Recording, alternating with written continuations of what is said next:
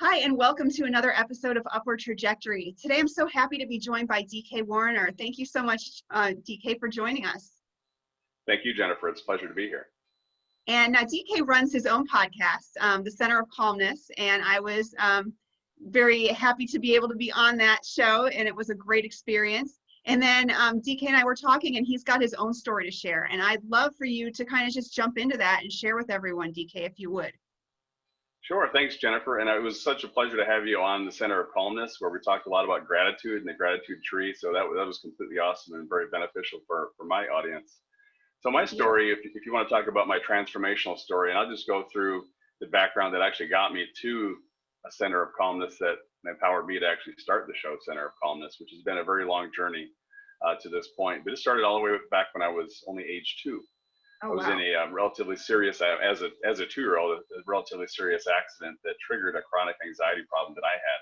So I didn't suffer any permanent physical damage or anything like that, but it was the emotional trigger of being out of control, having no way to get out of that accident situation that turned something on in my mind that I'm not sure how it happened, but it did, right? So we're talking about panic attacks. We're talking about just a lot of emotional turmoil and anxiety through my life. So I started that way, and then over time, I began to have an achievement mindset. So I put my focus and efforts into education, into achieving in various ways, 3 college degrees, a corporate career. But that anxiety remained, and none of that achievement work and effort really helped it. I think I probably thought I could boil it off, right, just with continuing effort and effort and effort. But it didn't really work that way. The underlying core issues and triggers and all that tension stayed. So yes. as I came through in my corporate career, the stress level began to continue to climb, right? And as the stress level climbed, the anxiety amplified. And so I came to a point where I was at one particular middle management role, very high stress, serious political issues, a lot of infighting within the organization I was working at. And the triggering of the anxiety really came on in full force at that point, to the point where I was actually virtually physically shut down. I almost couldn't hardly get up in the morning and get into the office and continue. And I would, but there was I felt such a resistance to moving forward, even just to accomplish my basic job functions at that time. Oh my, so your body's just screaming at you to stop, just give me a break. It wasn't so much a break, it was almost like a feeling of entrapment, right? So I didn't feel like I could escape. I had made a commitment and had responsibilities to that corporation. So I couldn't leave, right? And at the same time, I couldn't stay. So it was like a total trap, if you will. So just taking a sabbatical wouldn't work, right? And jumping in and just going full bore again, like I had in the past with the achievement mindset, wouldn't work. So I was literally stuck at that point. Wow. So what was your next step? What did you do? So I began looking for solutions. I spent thousands of hours studying techniques. I actually had a martial arts background. So with that background, I had some techniques I could leverage to encourage relaxation and take myself out of the moment. And I also found the ocean at the time I was living in Florida, and I found what folks call a grounding technique, right, where you can go into the ocean and just let some of that emotional stress and tension just release just by standing in the ocean or swimming or boating or whatever you want to do, I guess, right? But yes. I found a place where I could just stand there and in the water and let the emotion just fly out, right? Just a sense of total calmness as I was there, and that provided me a temporary relief. But really, what I discovered through that process is that stress and anxiety are actually internally generated. So I could achieve calmness there with the support of the grounding and the ocean process.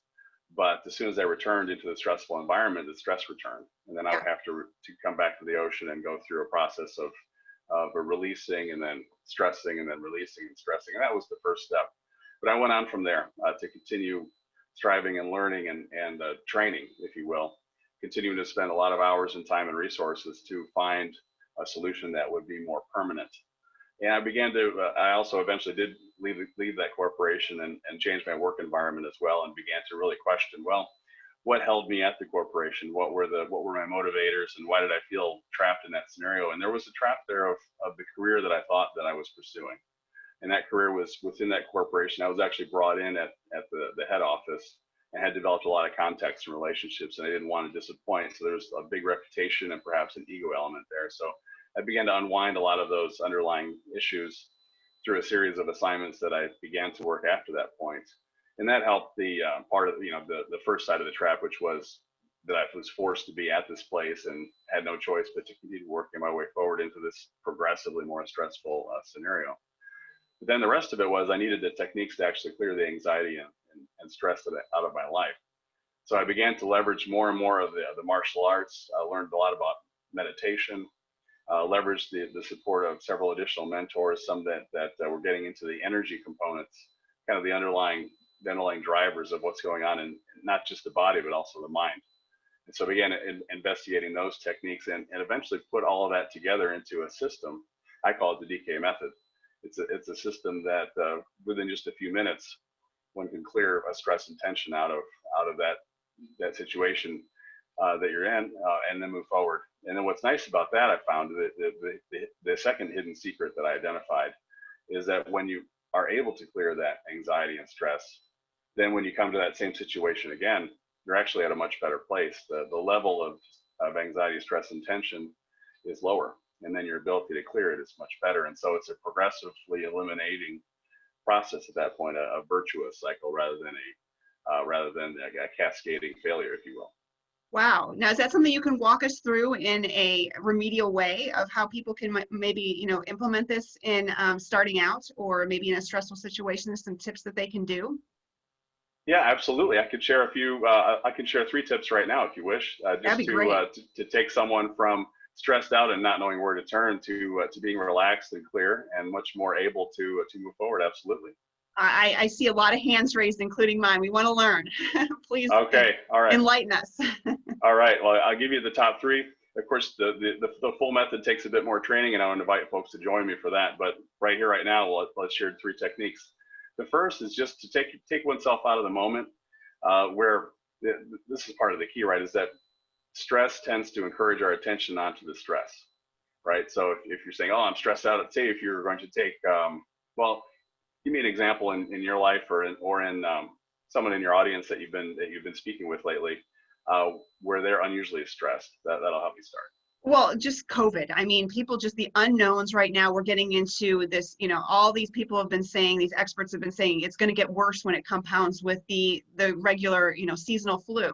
And there's a lot of worry and stress right now about, well, what's going to happen? Is this going to get worse? And, let's just address that.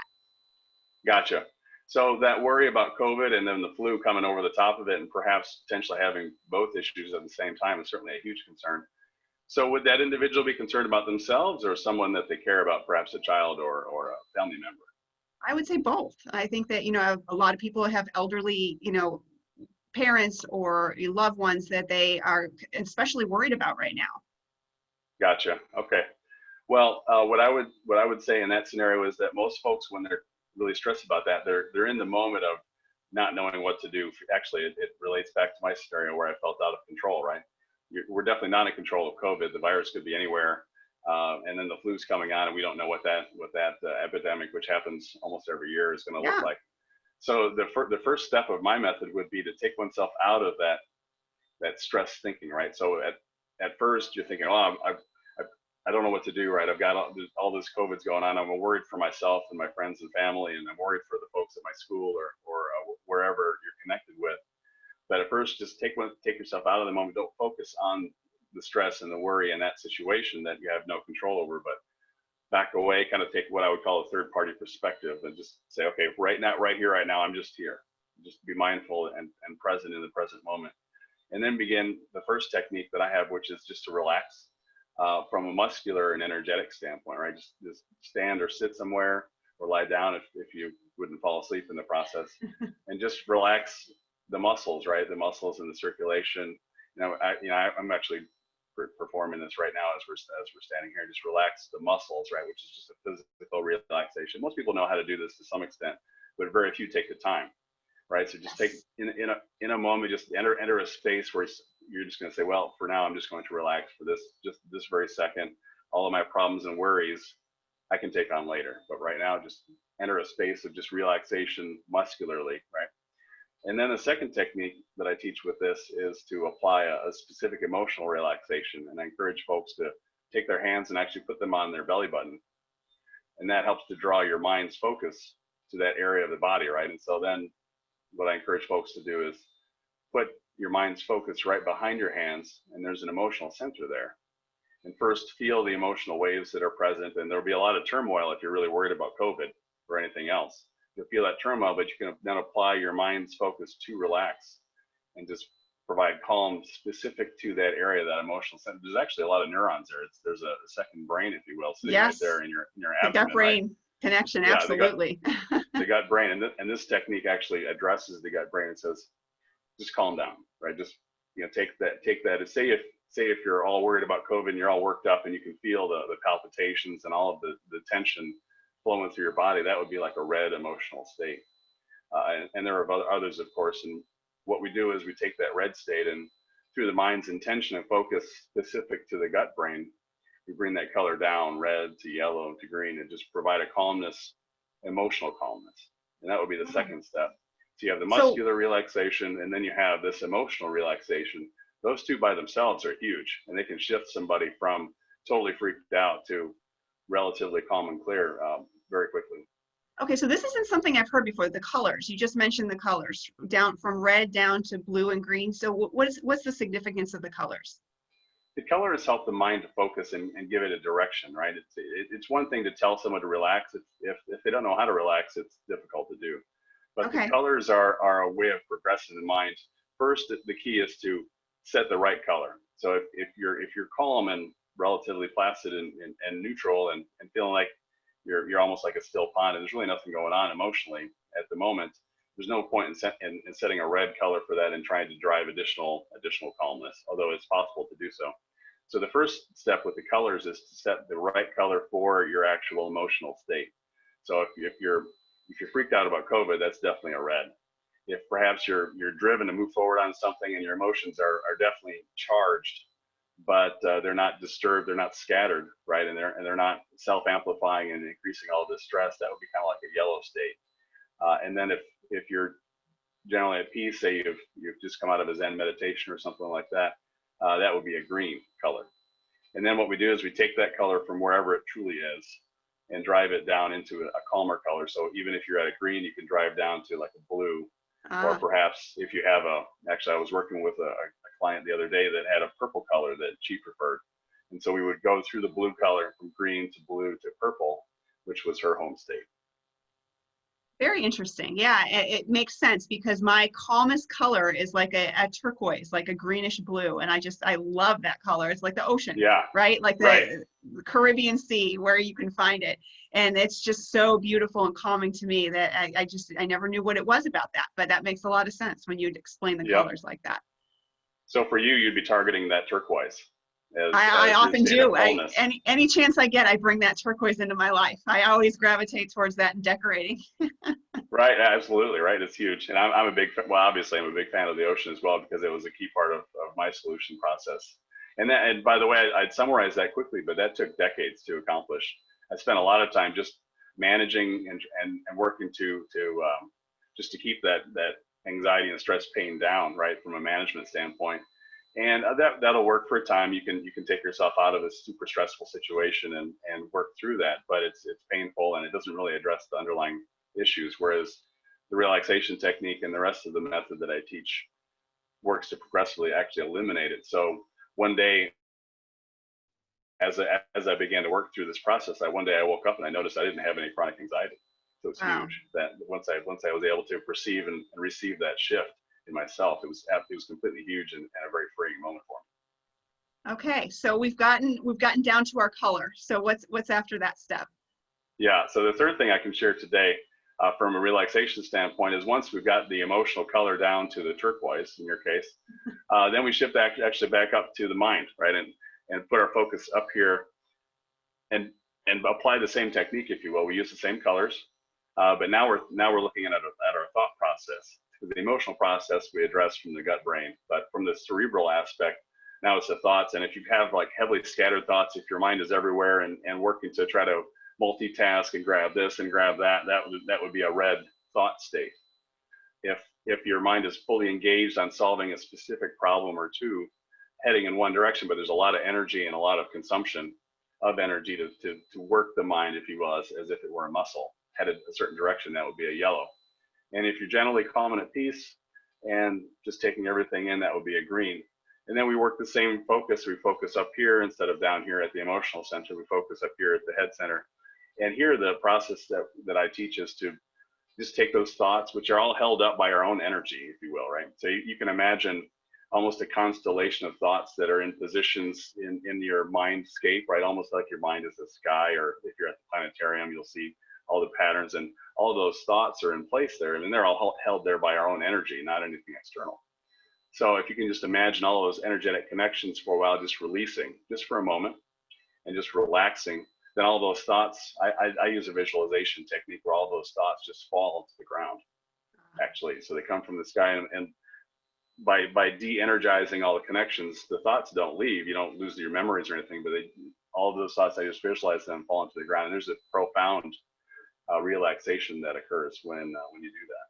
There absolutely is. I do a very similar thing where I take each thought that I don't want and I let that thought literally drop into a stream as a leaf and float away. And I visualize and watch this happen to the point where I can't see it anymore. And it's so empowering. And it's so relaxing to do that. And it's literally just you let go of all the negatives so easily when you visualize. So I love that you do that as well. Yeah, it's a super similar technique and a different visualization approach. I'm amazed. Actually, we've come to the same conclusion. Yes, and there's a lot of science out there that backs us up, that says that doing this is very effective. So I love that. That's huge. And so really the core part of my process is to apply all three of these techniques in a process at once. I do apply them individually as well, but generally if I'm trying to shift and move forward and eliminate an anxiety level, I'll use all three, plus some additional visualization techniques that I teach that turn the process into something more achievement oriented, where that goal that we're stressing about in our mind actually just becomes a solution that we're attracting or moving towards through visualization. Yeah. So you'd mentioned the career that you were wrapped up in and everything was entangled in a negative way. So where are you now? I'd love to hear, and I'm sure everybody else would, what point have you gotten to now? What are you doing now? Well, what's interesting is that I was, how would you say, I wasn't really a corporate officer, but I was a corporate middle manager, working my way up through strategy and operations type roles within that particular corporation. I ended up leaving that, and rather than relying on my reputation within that corporation, plus some core skill sets to maintain my employment and direction in that corporation, I began to focus on specific skill sets. So one area that I felt weak in was in the area of cost analysis. So I took a cost analysis job for a couple of years. Oh. And then I was realizing that I didn't have very good selling skills. So I began working through sales account management and sales and marketing type assignments, just to buttress those skill sets that I felt that I needed to move forward, toward running a smaller business myself. So I've been heading that direction with a variety of assignments. And now I've actually been taking some mentorship toward coaching. So I've been taking a lot of training toward coaching. I'm beginning to launch both this DK method that I've been describing as a technique transformation process, as well as coaching folks through reducing their stress. Wow. Well, that's great. What a transformation you've had. And I feel huge. The calmness. I feel it. And you just exude that. And yet you're very aware and alert. And so it's funny because you can perceive the energies of people, and just your demeanor is of calmness. So you've definitely mastered that. I'm so glad to hear that. It's super reinforcing to hear folks kind of reflect back what I've been working so hard on. So I'm very glad. It's like an A+ in my book. I appreciate that. Well, I'm sure a lot of folks listening right now are like, yes, I need more calmness in my life. How would they go about reaching you if they want to learn more or to connect?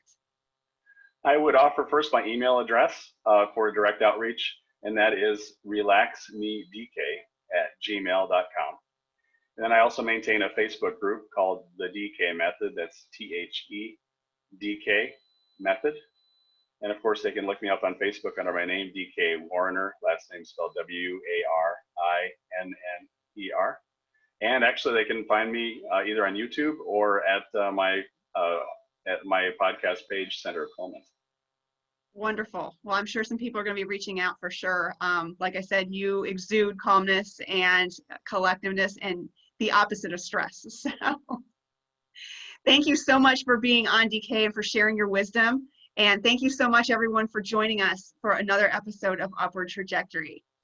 Thank you very much, Jennifer. Thank you. Please come and join us again soon. Take care. I will. Take care.